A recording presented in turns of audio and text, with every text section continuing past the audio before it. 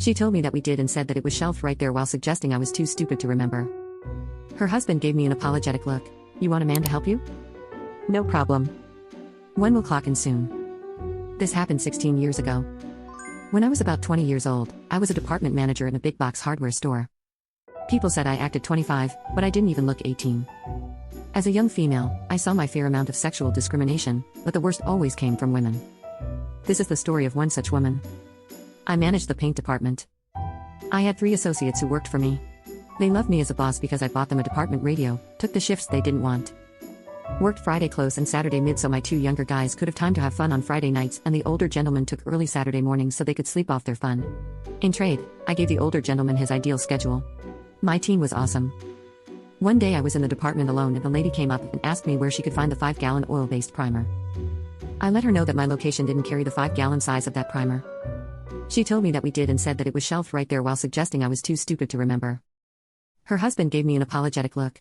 I let her know that another location had what she was looking for and that it was in fact in that exact location in that store. She let me know how stupid she thought I was for thinking she could mix up stores. Then, she began yelling and loudly insisting that I get a man out there to help her because she wanted someone competent, and not a stupid little girl. Her husband actually tried to step in at that point, but I just smiled and let her know that a male paint associate would be clocking in any minute and that I would be happy to direct him to her as soon as he is on the clock. I smiled and waited for Joe to clock in. Joe was great and I knew he could handle this or I wouldn't have put him in this situation, but Joe was also new. He was learning things super quick, but still relied on the rest of us for help.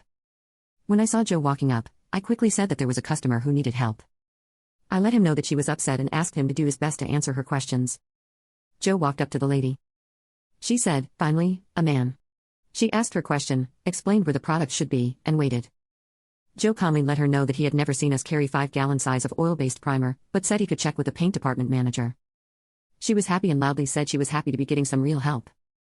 Joe walked up to me and started to ask me about 5-gallon oil-based primers.